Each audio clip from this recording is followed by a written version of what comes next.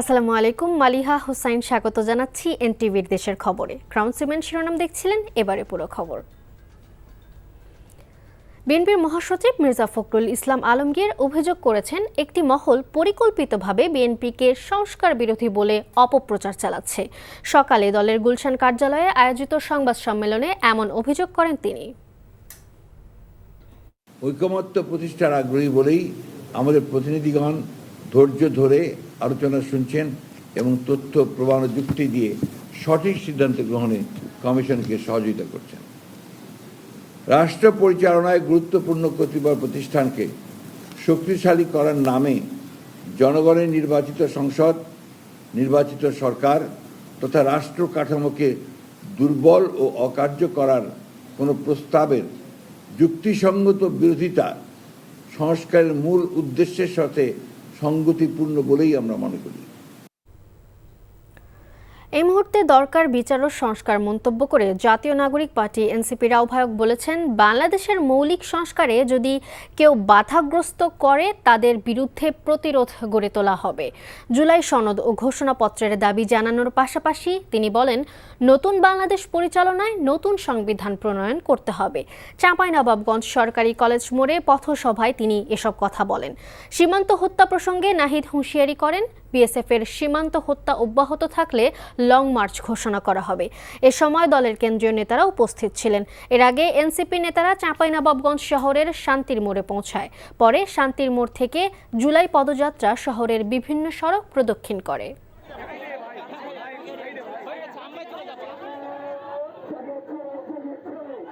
আমরা আপনাদের কাছে প্রতিজ্ঞা চাচ্ছি, শপথ নিতে বলছি, নতুন বাংলাদেশের পক্ষে, রাষ্ট্রের মৌলিক সংস্কারের পক্ষে। যদি আর কোনো সীমান্তে কোনো ধরনের পায়তারা করা হয়, সীমান্তে আগ্রাসন চালানো হয়, সীমান্তে আমার ভাইদের উপর হত্যার চেষ্টা চালানো হয়, আমরা সীমান্তে লং মার্চ ঘোষণা করব। আজ পবিত্র আশুরা, শোক, ত্যাগ আর প্রতিবাদের গৌরবময় 10ই মুহররম। এদিন মহানবী হযরত মুহাম্মদ সাল্লাল্লাহু আলাইহি ওয়াসাল্লামের প্রিয় দৌহিত্র ইমাম হোসেন রাদিয়াল্লাহু তাআলা আনহু কারবালার প্রান্তরে ইয়াজিদ বাহিনীর হাতে নির্মমভাবে শহীদ হন। বিশ্ব মুসলিমের কাছে দিবসটি অত্যন্ত শোকাবহ। এছাড়া ইসলামের ইতিহাসে ঘটনাবহুল আশুরার দিনটি খুবই তাৎপর্যপূর্ণ। এই উপলক্ষে আজ পুরান ঢাকার হোসনি দালান ইমামবাড়া থেকে সবচেয়ে বড় শোক মিছিল বের হয়। আবির আহমেদকে সাথে নিয়ে আপেল শাহরিয়ারের রিপোর্ট। আশুরার এই দিনটিকে ধর্মপ্রাণ মুসলমানরা স্মরণ করে শোক আর গভীর শ্রদ্ধায়। ইবাদত বন্দেগীর পাশাপাশি কারবালার আত্মত্যাগের মহিমা স্মরণ করতে নানা আয়োজনে পালিত হয় পবিত্র আশুরা। শিয়া সম্প্রদায়ের মুসলমানরা ইমাম হোসেনকে শোকে মাতমের মাধ্যমে স্মরণ করতে রাজধানীর পুরান ঢাকার হোসনি দালান ও মোহাম্মদপুরে শিয়া মসজিদ সহ দেশের বিভিন্ন স্থানে তাজিয়া মিছিল বের করে।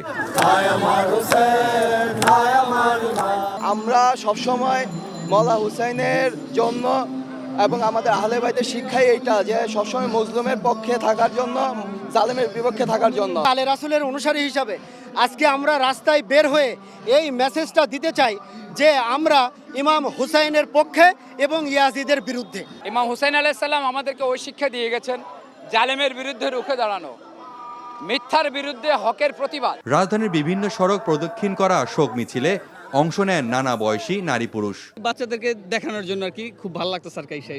সত্যের পক্ষে এবং ইসলামের অমীয় বার্তা ছড়ানোর শপথ ছিল শোকে মাতম করা মুসল্লিদের হৃদয়ে।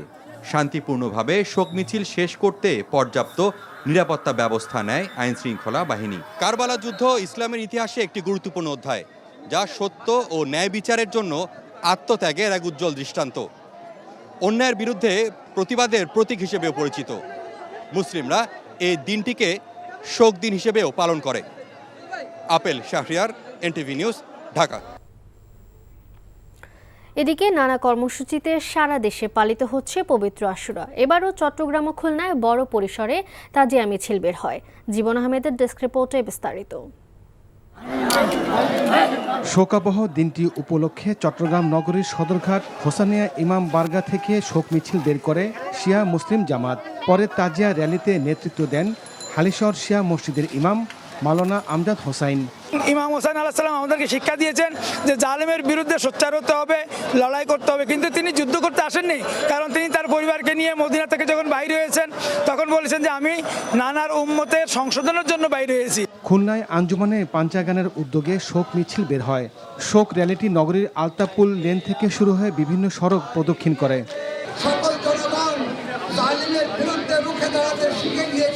পবিত্র আশুরা উপলক্ষে যশোর ঈদগাহ ময়দান থেকে তাজিয়া মিছিল বের হয়। মিছিলটি গুরুত্বপূর্ণ সড়ক প্রদক্ষিণ করে কুরালি মোড় ইমামবাড়া গিয়ে শেষ হয়। মানিকগঞ্জে প্রাচীন গারপাড়ায় কারবালা প্রান্তরে ঘটে যাওয়া যুদ্ধের স্মৃতিচারণ সহ নানা কর্মসূচি পালিত হয়েছে। ইমামবাড়ি থেকে একটি শোক র্যালি বের হয়। এছাড়া মহরম মাসের প্রথম 10 দিন কোরআন তেলাওয়াত, ফাতিহা পাঠ, মিলাদ এবং মার্সিয়া সহ নানা কর্মসূচি পালিত হয়েছে। কিশোরগঞ্জ সহ সারা দেশে পালিত হচ্ছে পবিত্র Ashura. Jibon Ahmed, NTV news desk. Jurain কবরস্থানে বাবার কবরের পাশে চিরনিদ্রায় শায়িত হলেন দৈনিক আমার দেশ পত্রিকার সম্পাদক মাহমুদুর রহমানের মা অধ্যাপিকা মাহমুদা বেগম। গুলশান আজাদ মসজিদে জানাজা শেষে দাফন করা হয় বিশিষ্ট এই শিক্ষাবিদকে। তার এই মৃত্যুতে শোক জানিয়েছেন এনটিভি পরিবার সহ রাজনৈতিক ব্যক্তি ও সমাজের বিশিষ্ট ব্যক্তিরা। মেজবাহ হাসানের রিপোর্ট।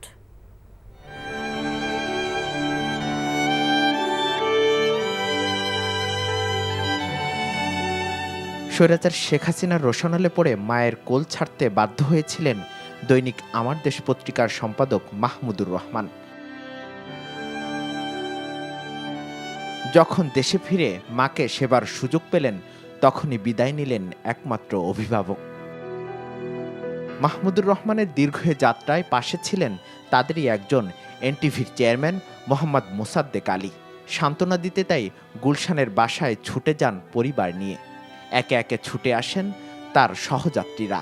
তিনি নিশ্চয়ই জান্নাতবাসী হবেন আশা করি, আমরা সকলে আমরা এটা দোয়া করি আল্লাহর কাছে।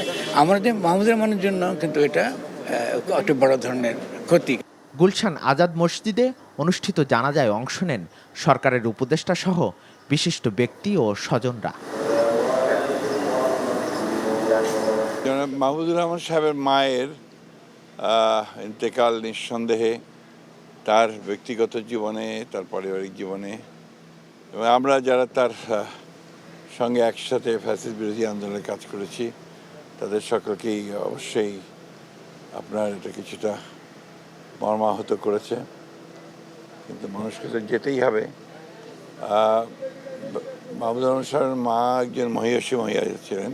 আমরা ওনার মাগফিরাতের জন্য দোয়া করি, আল্লাহ তাআলা ওনাকে জান্নাতের আলা দরজা দান করুন। আর ওনার যে সন্তানটা একটা ডায়মন্ড দুনিয়ার জন্য বাংলাদেশের জন্য রেখে গেছেন, আল্লাহ তাআলা দেশ এবং জাতির খেদমত নিঃসংকোচে নির্ভয়ে আল্লাহ যেন তাকে করার তৌফিক দান করেন। 87 বছরের জীবনে শিক্ষাবিদ প্রফেসর মাহমুদা বেগম চট্টগ্রাম সরকারি কমার্স কলেজ, তিতুমির কলেজ সহ বিভিন্ন কলেজে শিক্ষকতা করেন। সবশেষ দৈনিক আমার দেশ পাবলিকেশনসের ভাইস চেয়ারম্যান হিসেবে দায়িত্ব পালন করেন মাহমুদা বেগম। Mezbah Hasan, NTV news, Dhaka. দর্শক নন্দিত টেলিভিশন চ্যানেল এনটিভির প্রতিষ্ঠা বার্ষিক ঘিরে সারা দেশে বিভিন্ন আয়োজন করা হয়। বস্তুনিষ্ঠ ও নিরপেক্ষ সংবাদ পরিবেশনের ধারাবাহিকতার প্রত্যাশা করেন দর্শক ও অতিথিরা। প্রতিনিধিদের তথ্য ছবিতে Imrul কায়েসের desk report.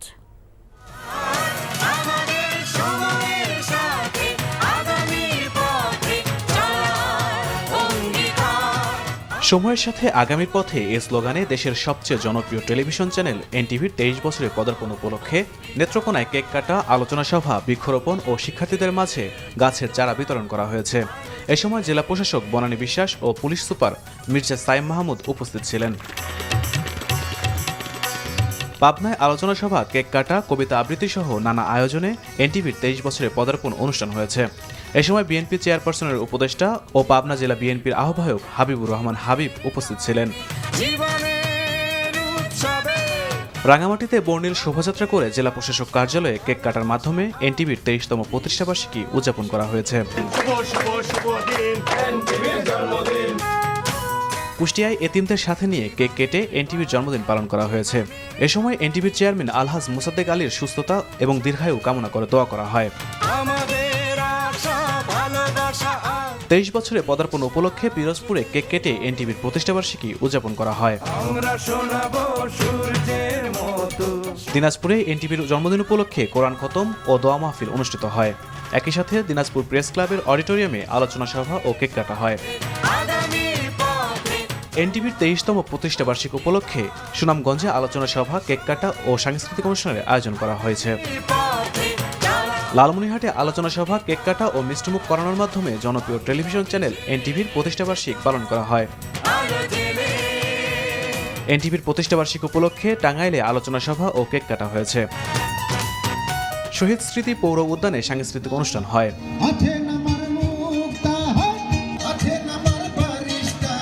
Imrul Kayes, NTV news desk. এই ছিল দেশের খবরে। এই খবরের ভিডিও সহ আপডেট জানতে ভিজিট করুন এনটিভি অনলাইন www.ntvbd.com। এছাড়াও এনটিভির জনপ্রিয় সব অনুষ্ঠান ও খবরের আপডেট জানতে ভিজিট করুন আমাদের ইউটিউব ও ভেরিফাইড ফেসবুক পেজ। 6টায় ইভিনিং নিউজ দেখার আমন্ত্রণ রইল। ধন্যবাদ সবাইকে।